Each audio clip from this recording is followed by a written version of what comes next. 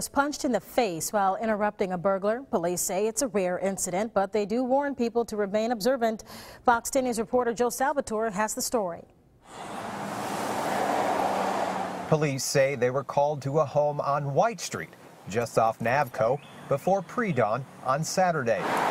The victim in this case told Fox 10 News that she returned home around 1 a.m. and confronted a burglar. During this, I guess you can say, confrontation, he punched her in the face. The victim suffered a minor bruise to the cheek and is expected to physically recover. But understandably, the family is shaken by what happened. Police continue to investigate and are following leads.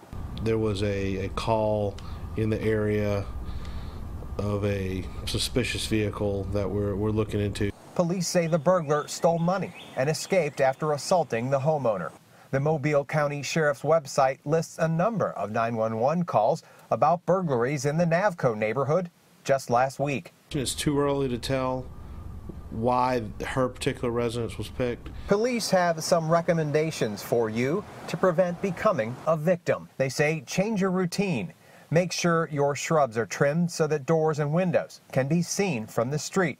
And install an audible alarm and/or camera system. If our bad guy is going to continue to commit crimes in that area, continue to be vigilant and give us a call. Reporting in Mobile, Joe Salvatore, Fox 10 News. Call Mobile Police if you know anything about this case. You can do so anonymously.